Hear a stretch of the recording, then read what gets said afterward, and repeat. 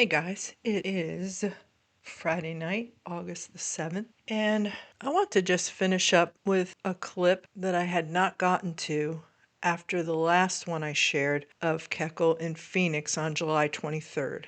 I'm not going to get to all of it. There was a lot that he said that was redundant but also awful. And so if you can stomach it, you can listen to the whole thing, but I want to zero in on this portion and just close this night out, and let's press on to the next thing. At the end of this video, I'll put the link to the one I shared. It might be one or two, I'll have to check, that goes along with this same service. Like Proverbs 17:4 said, a wicked doer giveth heed to false lips, and a liar giveth ear to a naughty tongue. A liar giveth ear to a naughty tongue. Keep this in mind as you listen, because remember, Mike always projects what he does onto others. He tries to make it fit for his followers to consume. I don't think that you have to live like that. I don't see why it's wrong to do such and such. And with their filthy, wicked, evil tongue, they sow doubt and compromise into the minds of people so that they can conveniently make an excuse for their sins because that person said. And they tattle and they gossip and they're busybodies and they spread it around and they tell this one and they tell that one and everything. Keep your spidey senses ready. Listen with ears that hear about who the players are who are actually tattling and sowing discord. They should be rebuked. There are people in this story that should be rebuked, but it's not the one that Mike chooses to rebuke. And this is all according to the Bible that he says he believes in. He has twisted the scenario and the narrative about who should be rebuked, if anyone is. Mike is going to tell a little story here, and before you even listen, I was going to do it afterwards, but before you even listen, I want you to know that in this situation, some one person had an encounter with another person. The person that Mike is going to praise brought a tale to him. One side, one witness, the only witness. With that in hand, Mike publicly praised this person here in the service, even though they're not there in the service. He praised them for it. And this is a tactic we've seen in NTCC for all of time. And that is a way to put this out there to get others to do the same thing. And I have to ask, who was the one sowing discord and bringing information? And we have to ask ourselves, did Mike check it out to see if it was correct? Did he even contemplate within himself, you know what, the Bible talks about 2 or 3 witnesses, and you're coming and telling me this. I appreciate it, but it's just one side of the story. There's another side. And then he has to ask himself, is the person that the tale was told about, is it someone where it fits how they always were, their personality? It's like when most of us left, things were said that were never true. And you don't find that out until you leave. And so I'm going to tell you ahead of time, and I'm going to tell you after you hear it again, I think, that the person being talked about by Mike in such a derogatory way is Pachara Espinosa. And if you don't know her, don't worry. It doesn't matter. Because what's premier here to me is the response of the person that brought the matter to KEKEL, and then KEKEL's response in return. And then establishing a cycle within the corporation, because others will do the same exact thing if they don't check themselves against what the Bible says, if that's what they want to follow in life, versus what a man says over a pulpit. If they don't match behaviors and words, then there's a problem. But if you receive a report about someone and say, wow, I never knew them to be that way. I understand that maybe in an emotional moment you thought what you heard was something, but the thing that is the key here that he really likes and he's really jazzed about is the fact that what this person said was about trashing her pastor. Those are some strong words. Now, we get emotional when we're involved in situations, and it's easy to exaggerate what went on. Only two people were there, though, Pachara and the other person who brought the matter to Mike. So it's Like Proverbs 17:4 said, a wicked doer giveth heed to false lips, and a liar giveth ear to a naughty tongue. in this case, I view Mike as a liar. Now, as to whether or not the person that told him anything had a naughty tongue, we can push that aside for a moment, because what is the self appointed man of God, CEO of the corporate church, supposed to do according to the Bible? That's first before even the naughty tongue comes into play. So it's a predicament because it's only one side. And why are you coming to him about it anyway? Here's the thing. If you're talking to someone and you claim to be a Christian, right, and you want to follow the Bible, that's what you want to do with all your heart and soul, where does the benefit of the doubt come into play? Why wouldn't you listen with compassion, with a tender heart open to hearing fully what someone's saying versus being reactionary? And I don't know if they were reactionary. Based on Mike's rendition of the story, which is just one side from one person in a two-person conversation, it does come across as reactionary. And this whole thing just reeks of an unhealthy Christian fellowship. True compassion, really hearing the person and saying, maybe I don't agree with you, but I hear what you're saying. I understand that you're upset about something or you have a concern. And you could go into all the psychology behind why someone would do that, why someone wouldn't listen with compassion and loving kindness and speak words that don't bring suffering to someone, but brings uplifting and a desire to understand and say, I'm sorry that I'm having a bad reaction to what you're saying to me. And I don't want to do that. So, hug it out or something. Or say, I guess we'll just have to part this way. There's lots of ways it could have gone. But the worst way is to take something to KEKEL, who will absolutely give the attaboy or attagirl the pat on the head instead of cautioning them against tattling as an adult human Christian behavior. It comes across very somewhat immature for bringing this news to them. That brings him joy. That brings him utter, complete joy to know he has people who will do his bidding in this way. And so let's listen to what Mike said, and then we'll close this out. Get away. Hey, I'm pretty proud there was a lady today. This woman was dumping all this stuff on her, and did she put her hand on her hand? Is that what she said?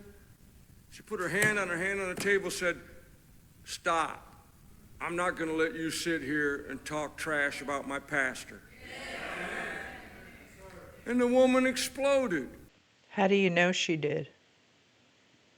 Based on one person's story? Is that consistent with Pachara's personality? Well, I guess it boils down to we believe what we want to believe. But again, don't let the crux of the matter escape. And that is, Mike took what one person told him about another person. Now he's retelling it and casting this person in a horrible light.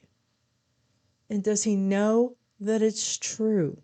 Isn't it better to err on the side of caution when you don't have more than one person to back up the story?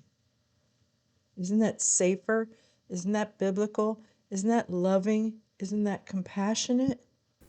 And I thought, yeah, that woman used to really love us back in the beginning when we reached her in Graham. Okay, somebody please tell me what in the name of common sense that even means. when we reached her in Graham. Who's we, dude? We. Is it the Father, Son, and the Holy Ghost? Are you throwing yourself in there? Who reached her? Who has the audacity to speak that way? If you believe the Bible, if there is any fear within him of who God is and that he's an angry God and that he's a jealous God, then what are you doing? Taking credit for something you had nothing to do with. The book you say you believe in and that you live by and that you preach by, then God reached her, right? Not you, not anyone in Graham, not even any one of us who had a part in her life. How dare you? And doesn't that just show the manner of how he thinks? But because she hung around with losers, always running their mouth about what they didn't like and who was this and who was that. All vagary. If you believe you have a reason as some spiritual leader to make the flock aware of evil people who are doing despicable things, then name them. How can they know? How can they be aware?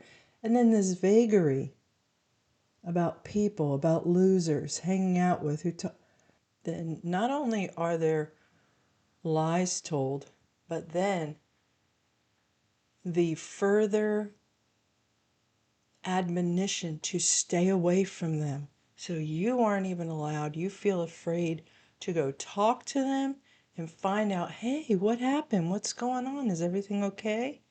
No, we cannot. They are evil. They have done something despicable. We don't even know what it is exactly. We're not even sure really who it is. The gossip mill alone usually takes care of that. One good conference at the campground, that's all you need. Who are the losers? Say the names. Let's see, are they really? Or they're just someone who left the corporation. It's like one day you're in, everything's good, you step over the line, that's it. You've turned into the devil. You're still the same nice person. It doesn't matter to Mike, didn't matter to Davis, doesn't matter to Joe Olson, none of them. That they ill affected her and turned her against people who loved her. So Pachara was so weak-minded that she allowed someone else to talk her out of. Where's your proof of that? Where's your proof? Do you even need proof? No. Does the Bible require it? Yes. She let them destroy her. These are big words from a cowardly man who is not being specific at all, but as vague as can be. Destroyed because she left? And he does not even give her the amount of respect to say she was able to come to her own decisions on her own. Someone put her in a room, a dark room with a chair and a headlight overhead? How does any of this make sense? How is any of this biblical? Can it get worse? And underlying all of that was probably because Probably because. Probably. It's what you say when you think what you're saying is almost 100% true. He doesn't care that she's a person with a life and feelings and a family and friends and more than likely a different side to the story. But he doesn't seem like he was interested in hearing that, because we don't hear him say, it's what's missing from what he's preaching, the word of God here. It's missing the other side of the story. You either don't tell it if you don't have all the facts, or you go find out the facts. Isn't that what's right and just? He doesn't care. He took the word of one person, and is creating a whole narrative around it, a whole world of what's happening. She was destroyed because of what other people said, because she's so weak. And it's probably because, let's hear. She wanted to look like the prostitutes of the world. She wanted to look like the prostitutes of the world. What is she wearing for him to say that? What is that based on? How do you do this to somebody? How is your heart so callous? He's desensitized because he's done it so much to people. And what's further sad than all this is there are people sitting there listening to him right now who will leave NTCC and he will lie like a dog about them as well. In the most heartless way, just like this. No heart. This is hollow inside. How do you do this to somebody? It's probably because, probably, Which is, don't take that the wrong way. what? Don't take that the wrong way? Is there a right way to take it? What does that even mean? None of it means anything. It's just stringing words together to manipulate and to keep everyone there in line, sacrificing the reputation of a woman for the sake of the almighty corporation. There was a time in America where only prostitutes painted their faces and hiked up their dresses. Now everybody does it. Not me, but I mean. Woo! Yeah, let's make a joke about it. Sometimes women, even in, quote, holiness, unquote, circles, wear very tight, form-fitting clothes. And even though the length may be down to the ankles, and maybe when once the founder of the organization, R.W. Davis, told us in one of his classes in 1992 that one of the reasons why he left his former organization was because they compromised. And what was one of the compromises? Open-toe shoes. Go look at Tanya's traveling shoes. Tell me women don't use their shoes through all of time, the type of heel, everything, as a way to be sexy, flirtatious, to look appealing. Yes, I'm wearing sleeves down to my hand, and my length goes to the floor, but it's very tight and you can see everything. You are able to see my whole silhouette. So you can get up here with all of this mumbo jumbo in order to defame somebody, in order to, in a calculated way, in a malicious way, receive the word of one person to destroy someone else. He's talking about other people that talk to her to destroy her, which I do not believe personally. I can neither confirm nor deny that. It's just a gut feeling. But it's okay if he gets up and based on the word of one person, not many, one person, one interaction in particular that he's sharing about, he is saying probably what the reason is that people destroyed her. She's so weak, she could not stand up to them.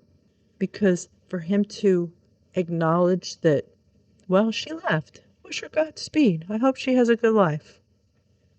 It was nice while she was around. No, he cannot. There always has to be an enemy, and no one who leaves can be right. Because God tells him who should leave or not leave, and no one should leave. To quote David Devonshire. You have to be a go and stay Christian. You have to go there to NTCC and stay forever.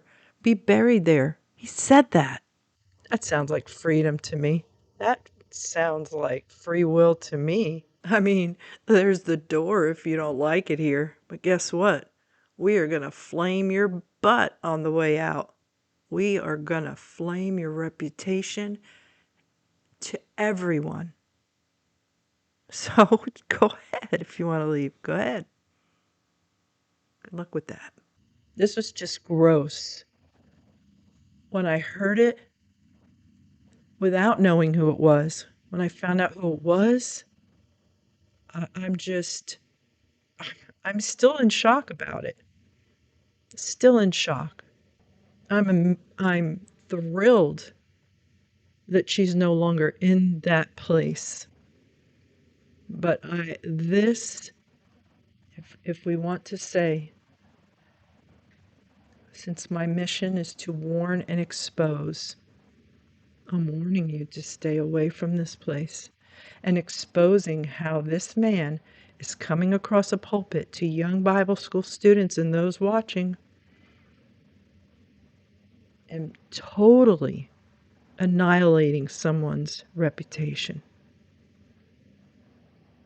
With what? The word of one person. That's not biblical. And yet, who over there will call him out on it? Who? Who? I hate to be hack, but who's on the Lord's side? If you say you believe the Bible, which is what I'm judging him by, judging his church corp by it, it doesn't stand the test. If you think it does, I'd love to hear what you think. I'm not afraid to hear your opinion, and my comments are not turned off. And I'd love to know what you think about there being no specifics. Okay, guys, have a good night, and there's definitely more to come over the weekend. This is just tragic to me. It's tragic that anyone should be treated this way. I wish everyone well in this mess. Everyone. From the person who thought it was a good idea. It's a serious thing. This is dead serious to do this type of behavior.